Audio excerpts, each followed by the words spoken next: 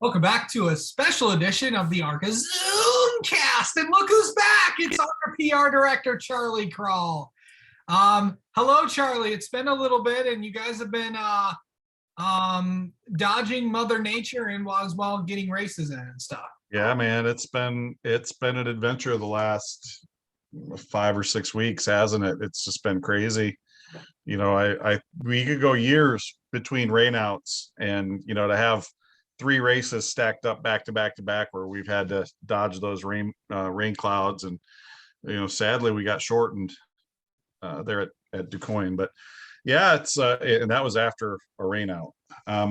Yeah, it's just been one of those things. You can't argue with Mother Nature. You can argue all you want. You're just not going to win. So, yeah, we got through it, and we had a fun time down at Bristol, and now we're looking forward to the final 2 races of the year, Salem and Toledo, and a few more West races yet to go, and we'll coast off into the off season here. Yeah, for sure. And I know that we'll get to that stuff in a minute. But first, I want to ask you about. I know there's been a lot of talk about with the 2 dirt races this year, obviously both affected by rain. Overall, from your perspective, how do you think they both went? So that's a tough question to answer, Casey. So they went off just fine. We struggled to get the track ready in both Springfield and DuQuoin. I know a lot of people will instantly say, well, we shouldn't be there, and they're not real dirt tracks, and well, they are. I mean, they are real dirt tracks. They are made for our, they put a surface on there that we can race on.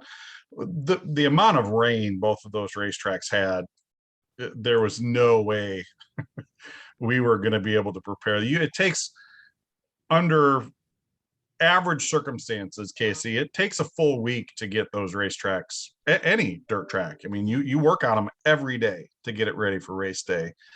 And, they had like 3 days of rain at both of those facilities before we got there. And, we got them where we could get cars out there, but no one was happy with that.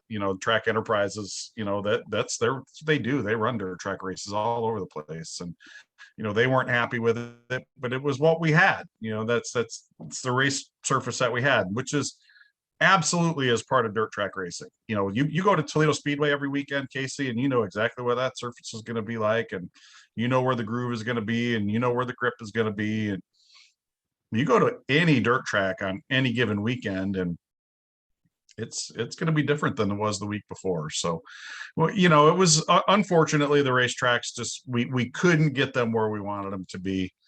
But we made it through, and the tough part is like the last 3 dirt races we've had have been under those circumstances, and it's not really the type of racing we do at those places. I've been to some great races at both Springfield and DuQuoin, and to kind of hear some of that criticism, it's understandable, but it's not really fair, I guess, because that's not how those 2 races generally tend to come off. But it is what it is, and we'll load up.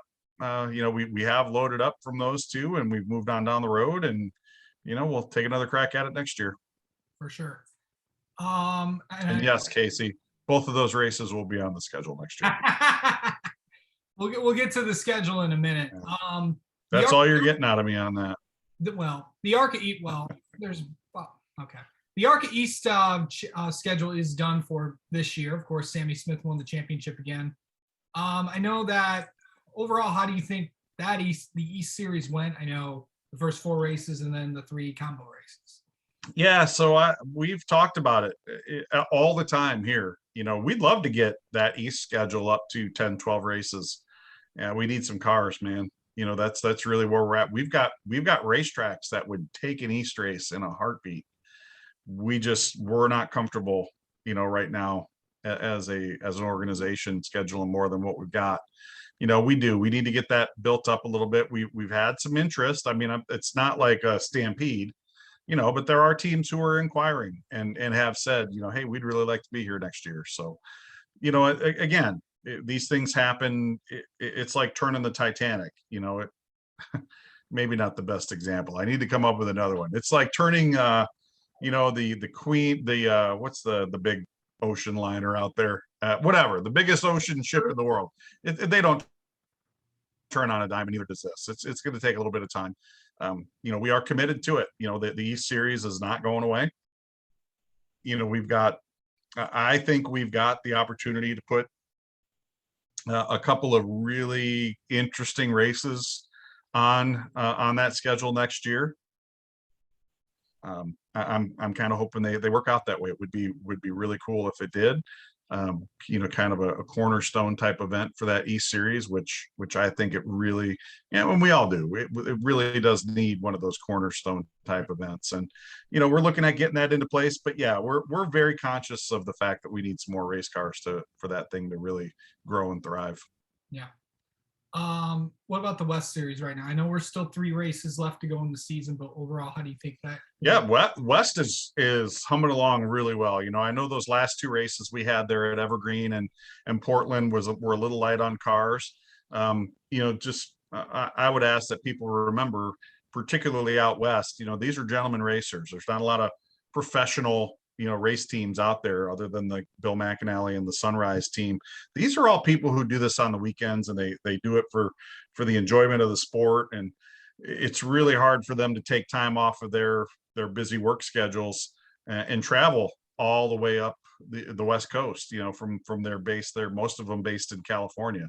So it was a little light, but from my understanding, we're going to have a pretty solid car count there at All American. And I think we're on really good footing for Vegas and for Phoenix. So we're going to close the season out really strong out on the West Coast. There's some really cool things happening out there, Casey, particularly with that Vegas race and that Phoenix race. And the great thing about All American is it's a tight little bull ring. And every time we've gone there in my tenure here, it's just been a phenomenal race. So we are really going to close out the West season strong. And I think we're not going to say the championship is a foregone conclusion at this point, because anything is possible, and mathematically it's still possible. But Jake Drew has had just an incredible season out there, and not that I'm pulling for one driver over the next, but we're to that point now where I'm just like, how dominant can he be out there? Can he run the table on those guys? Can he lead every lap? Can he sweep all the bonus points? Or I do. It's just going to be interesting to see how Jake gets it done out there. And and then you've got guy I feel just is been knocking on the door for victory lane for the last 2 years is Cole Moore. What's Cole got to do to finally get the chance to win a race out there? So we've got some really solid teams out there that just I just don't know if it's what Jake's got going on that he's been able to dominate the way that he has. But I think we will have a really strong finish out there out West. Okay, let's now go to the one series we haven't talked about yet. That's, of course, the main ARCA series. 18 races into the season. Just got done at Bristol after basically a solid month of racing for you guys. A week off here, and then the last 2 weeks to finish off the championship. Where do you think the main ARCA series is at heading into the end of the season and heading into? Yeah, man, we're up. Car counts have been up all season long. I think we've had some really good races.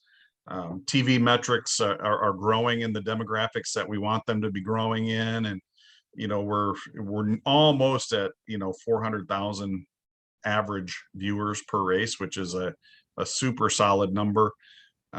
We've had some really fun shows. Whether it's super speedway races or intermediate races or the short track shows, we've had some really fun races this year. And we've got 2 really traditional hard-nosed short track races to close the season out at Salem and Toledo. And don't forget, we moved that start time up at Salem Speedway from 7 p.m. to 4 p.m. So don't forget about that. And the Toledo race, as you well know, Casey, we have got a lot of stuff going on in Toledo the day before. We're working on that pre-race show we want it to feel like the big time event that it is. And I know that it's gonna, and yeah, we're just excited. This off week is needed. trust me, to kind of recharge those batteries and get a bunch of the stuff done that we need to get done. But man, I just can't wait to get to these last 2 races of the year. It's just going to be a ton of fun. And I think it's going to be 2 of the best races we've had all season long. Yeah, of course, the next week at Salem will also be where ARCA West will be at All-American, or she'll be on the call for that one as well. I wonder how I'll do that. I don't know. You'll figure it out. We will. So I know that you mentioned all the things that are going to be happening at Toledo from if you watched the last time you were on here. I'm hearing a big car count for Toledo. Yeah, I think we'll be pretty healthy there.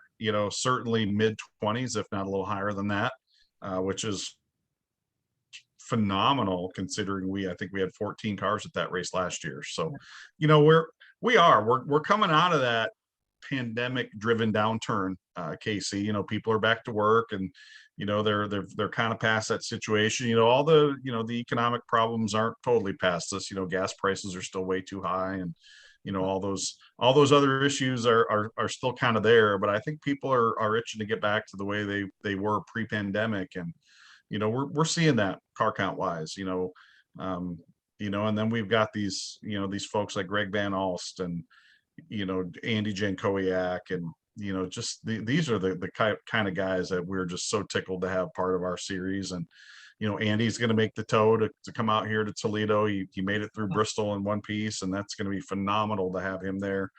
I hear that there are some other teams that we don't normally see fielding multiple car entries that will be up there with 2 or more cars, and it's just great. It's great to see that, and we want to keep that momentum going, and I think we will. I think we've got a lot of interest on that side of things for 2023, and we'll just we'll head it.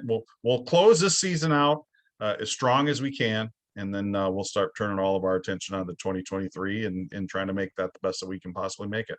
One more thing on Toledo, and then I'll ask about 2023. I know that you mentioned some big events that are planned. Kind of talk about, and let's talk about the ones that the fans can see.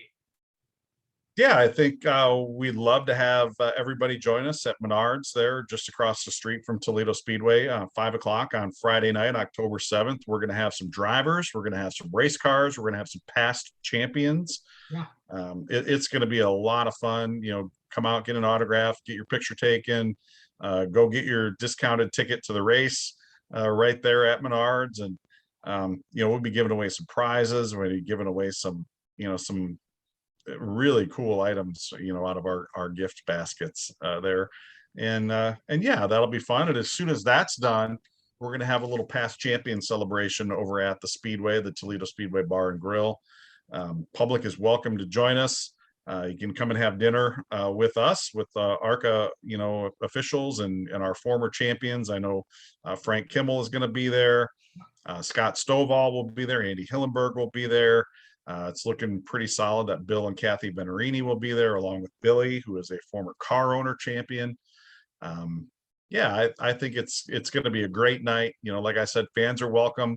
You can get yourself a meal ticket for just $10 at the door, and come and hang out with us for a couple hours. It's going to be a great way to celebrate our 2022 season, even though that season's not done. That's kind of what we're going to be doing, is celebrating that season and spending some time with each other, and hanging out with the fans and talking about what a lot of all the fun we had this year. It should be a good time. Absolutely. And I know that the full schedule is not released yet, but I know when the Cup, Xfinity, and Truck schedules were released last week, there were some ARCA dates that were confirmed. So correct me if I'm wrong, as I'm gonna read them off here. Daytona, Phoenix, twice, one for the ARCA West Championship, and then of course that one. Talladega, Kansas twice. Michigan was also confirmed. IRP, Milwaukee, where the trucks are going to be at. That'll be fun. And then Watkins Glen. All sounds right to me. So I know a lot of people were asking, a lot of Pocono, Mid-Ohio, all those other tracks that you guys went to. I know you've said several times on this show. Think I'm going to break it with you? You think I'm going to break that story right now? No, I mean, it would be. I would think. I know that Pocono, Mid-Ohio were not, and some other places that ARCA usually goes to were not confirmed yet. But obviously the full schedule has not been released yet. The full schedule has not been released yet. Okay. I already gave you more than I should. Okay. Yeah. I will tell you, Casey, and I've shared this elsewhere, so I'm not unfortunately breaking news on your show, but our schedule will look very similar to this year, just so you know. Will Toledo be the championship race again? I can't tell you that, pal. Okay. All right. Just seeing what I can get. Also, the East race at Dover was also confirmed as well. So yeah, and of course, the main ARCA schedule will come out at the earliest could be the week of Toledo, or I don't think it'll be that early. okay. Yep. All right. Yep. And then We generally target, Casey, and we have this conversation every year. We generally target the first week of December. And if we can get it out any earlier than that, we will. But it does. It just takes some time to get all those pieces put into place. We absolutely cannot get it out any sooner than we need the national tours to have their series, those schedules in place. Yeah. And then we kind of work backwards off of that. You know, we fill in those gaps with our standalone races, our short tracks, our dirt tracks. And then it's finding the appropriate television windows and that's, as you know, can be a challenge. So it just takes time to get these pieces all into place, and we're diligently working on it. I know, the guy down at the end of the hall is working on that today. So, yeah, it's just going to take a little bit of time, but we'll be happy to share it with you when the time comes. All right, and we will be looking forward to that. And of course, getting ready for next week, of course, Salem Speedway, big weekend. Of course, the championship is also, it got really close again. Of course, Daniel Dye only 5 points out. Raja's a little bit back, but if he has a solid day at Salem again, he could be right back in this thing. Who knows? Yeah, he's going to need a little bit of help. He's going to need two guys to have some pretty bad luck, and they haven't had it yet this year. So, which is a shame. You know, Raja's had a pretty solid season. He just, he had his bad luck, which unfortunately was a little worse than the bad luck that Nick and Daniel have had. So, but yeah, I think we're going to have a championship battle that comes down to the last lap of the last race, and I think that's really all we can hope for. And we'll, may the best driver, the best team celebrate with that championship trophy there at Toledo Speedway. And I cannot wait to be down there. I know that we're also going to be another big event down there is before the fan event at Menards, and can't wait for that either. So yep, should be a lot of fun. It should be fun. Only a couple more weeks away. Well, Charlie, I'll let you get back to work. I know you got a lot of stuff to do before next week at Salem, and we'll talk to you. We'll talk to you in a few weeks. Sounds like a plan, pal.